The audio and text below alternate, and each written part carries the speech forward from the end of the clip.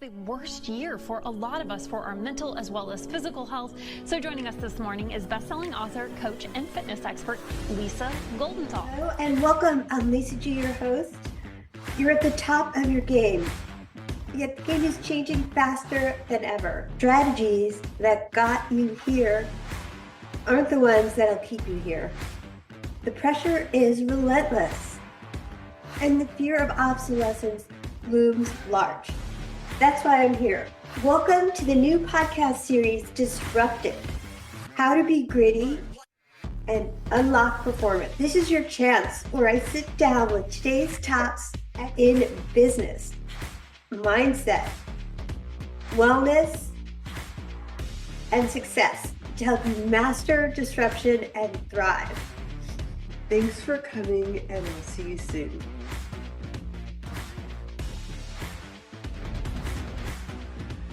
He is a powerhouse in international tax law, the former U.S. Department of Justice Tax Division litigator behind the landmark UBS case, a pivotal moment that shattered Swiss banking secrecy and paved the way for FATCA, with decades of experience shaping tax enforcement, policy, and journalism. He has held high-impact editorial and leadership roles at Tax Notes International, Bloomberg Tax, IBFBD. He's known for elevating global tax discourse, training investigative editors, and advising on complex refund litigation and complex innovation. Now he joins WholeCEO to unpack what's next in the fight for financial transparency. I'm so thrilled. Welcome to the podcast, Stuart Gibson. Thank you so much, Lisa. I'd really like to meet that person that you just introduced. Well, I'm glad you're impressed. I was definitely impressed. And just explain for my audience what FATCA even is, just so we're all on the same page. Well, FATCA is the law that Congress passed in the wake of the whole Swiss banking secrecy events back in the late 2000 aughts.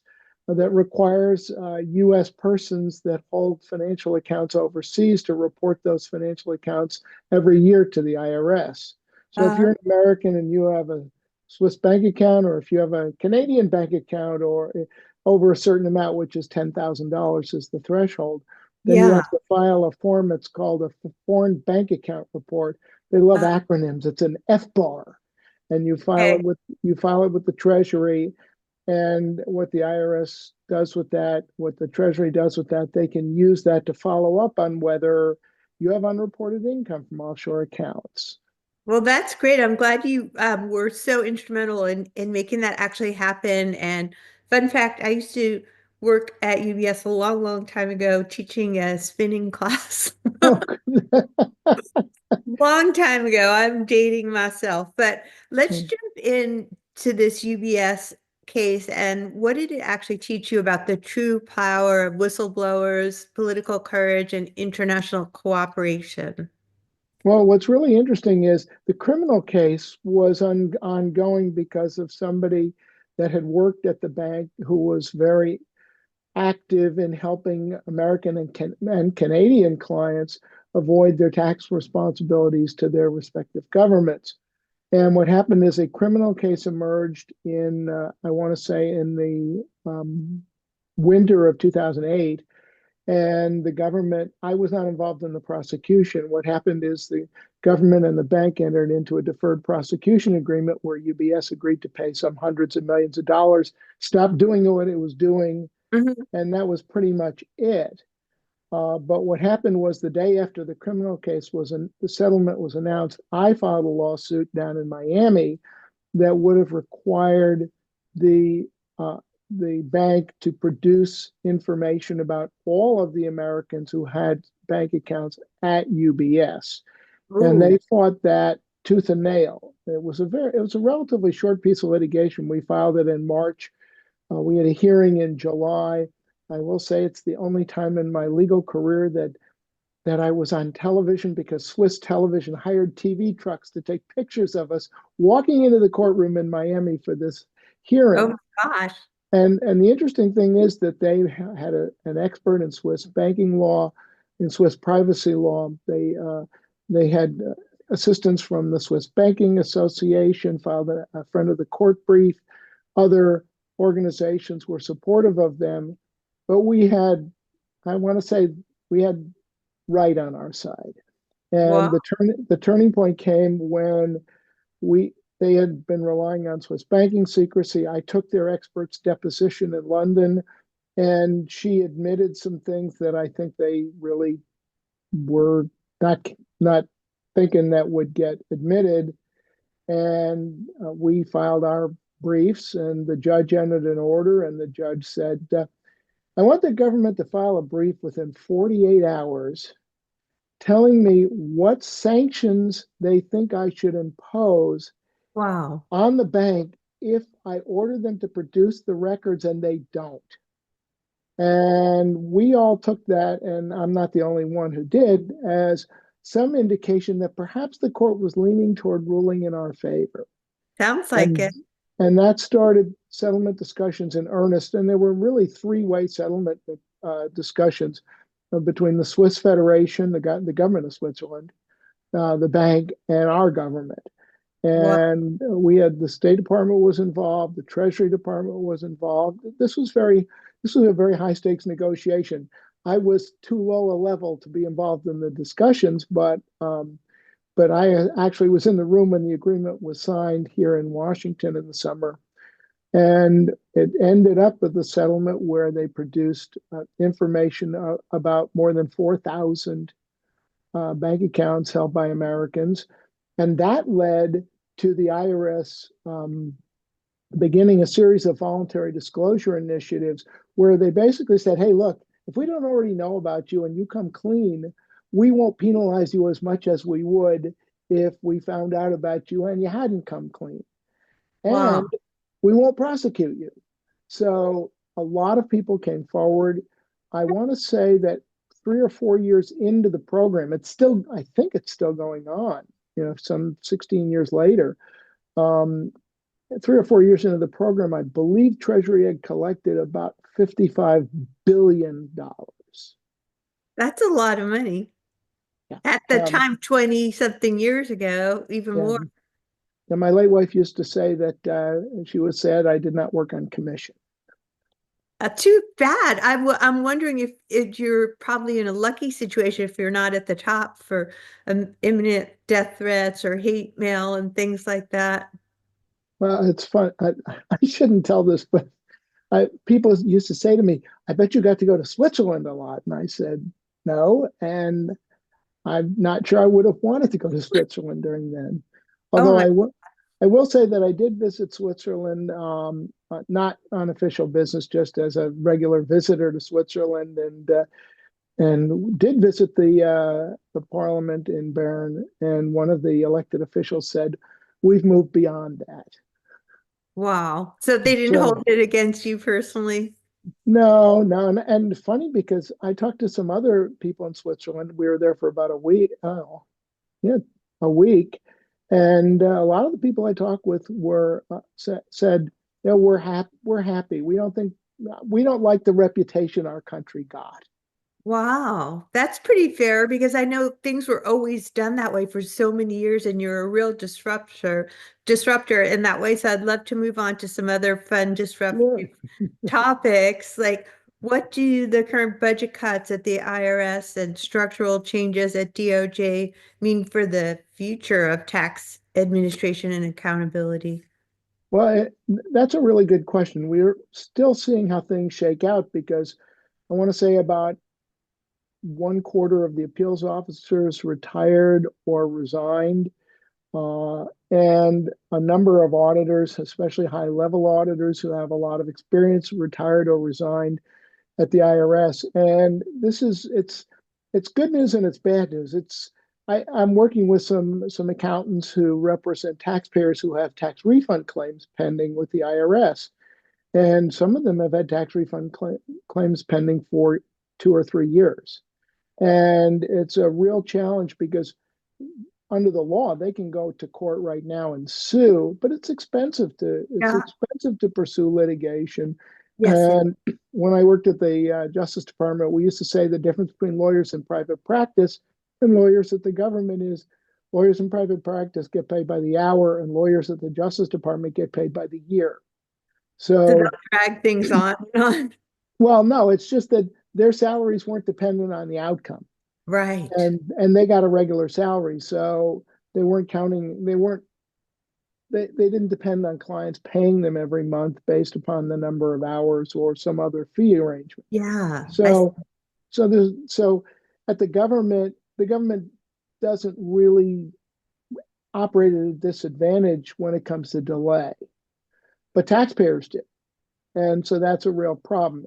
But on the other hand, there's some good stuff because it means we have to rely more on technology. I'm working with an entrepreneur in San Francisco, and her background is in writing code for video games. Wow. And she decided after 5 years of writing code for sports video games that she wanted to do something to help people. And she has developed actually the only IRS approved cloud-based platform for e-filing a particular kind of return called an excise tax return. Her company is called Simple 720. That's the number of the form.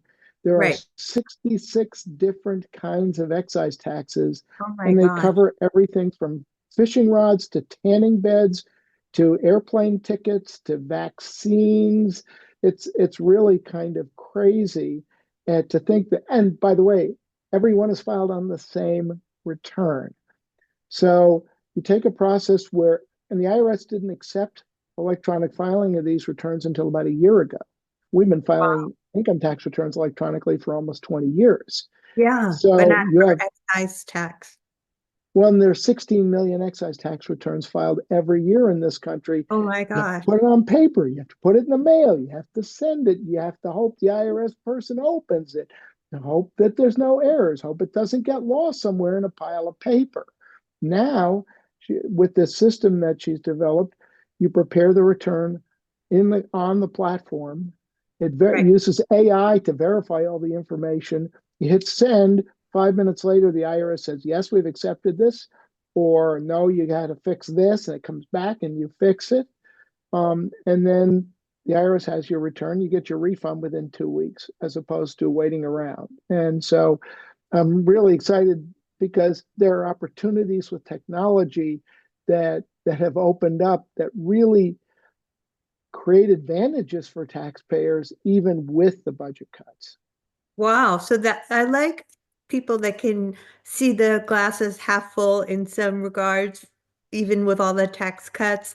And I love the story of disruption and tax law in the age of AI as automations transforms compliance and enforcement. Where do you see the greatest risk and opportunities for tax professionals other than the excise tax? Is there something else? Well, I was going to actually, the biggest risk in any endeavor, especially when it comes to tax law, is you tend to get complacent and lazy. Okay. And if you have a machine doing all your work for you, you might miss some things. There are nuances. I like to say that if you have any doubt about whether the theory of evolution is real, just look at tax law.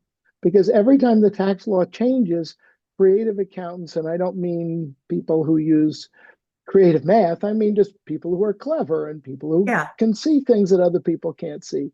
People who are creative about using the tax code and understanding the tax code can always come up with ways to maximize the tax benefit or minimize the tax liability through structuring and various other things that are all perfectly legal. Uh, Right. if you rely on AI to do something like that, you might get yourself in a little bit of trouble. And there's a tendency, I think, if you're relying on a computer to do your thinking for you, you're going to miss something, which is why I named my company Actual Intelligence Yeah. LLC. And my tagline is nothing artificial here. But there are some advantages to using AI for routine tasks and things. I go to these meetings with 20 or 30 people in a Zoom call, and people have their AIs taking their notes for them, and that saves the drudgery of and I'm old school. I carry a pen. I write all my stuff Yeah. down on a legal pad. So there are appropriate uses for AI. But if you're going to use it to do complicated tax planning, you got to be careful. You can use it to do economic modeling. Now, there's something that really is a very positive use, because otherwise you're doing a lot of hand calculations, or you're relying on Excel to do to look at a range of potential outcomes, tax wise and economic wise, and so you have some opportunities there. Well, that's so good. I love real intelligence over artificial intelligence, although I must admit I'm a huge AI fan, and it really is a game changer for me, not being in your profession at all. As a content creator and a creative in general, it really helps me because it's not the final decider. It's like a Oh yeah. real collaborative vibe that I get from my various AIs that I use for different things. And I guess the last question I have for you, because it's such a short show, is about career reinvention. Because, oh my gosh, you've done so many things, from like litigator, editor, strategic advisor. So what is the biggest mindset shift you had to make at each career shift? Well, it's mostly figuring out how to use the talents that you have to apply to the problem at hand or to the role at hand. And so sometimes you think, well, I've never been in this situation before. So you have to kind of use, and I'm very right, I'm mostly right-brained, is that you have to be able to pivot in a way that takes advantage of your talents and skills and your experience. And so, for example, when I went to work at Bloomberg, I had the task of merging two teams separated by an ocean. And so, well, I had done team building when I was a member of the Fairfax County School Board, and I had to work with constituent groups and teacher groups and taxpayers.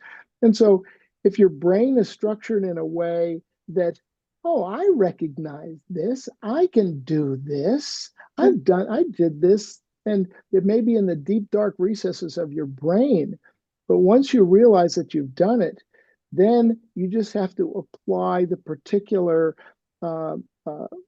substance of what it is you're working on, whether it's editing, whether it's schools, whether it's policy, whether it's public speaking, whether it's writing, any of those things. And if you have that experience and understand they can do that, then I think you're going to be okay.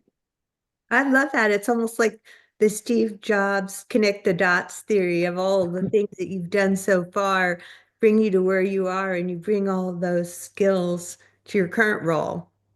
Oh, So, absolutely. so fun talking to you, Stuart. I know we connected on LinkedIn, but if anybody else wants more Stuart Gibson, where can they find you? They can find my website at, well, I'm Stuart Gibson. There's like a million of us on LinkedIn, but you can find me on LinkedIn, or actualintel.net is Okay. my website. And you can learn all about UBS and all the other big cases that I handled. And there are some very significant other ones as well. So, yeah, stuartgibson.net. Why did I say that? No, now I just messed it up. That's Actualintel.net. actualintel.net or Stuart Gibson, one of the many on LinkedIn. Thank Yes, you one for of the many. thanks for being a fabulous guest. It was a great conversation. Thanks so much, Lisa. I appreciate talking to you.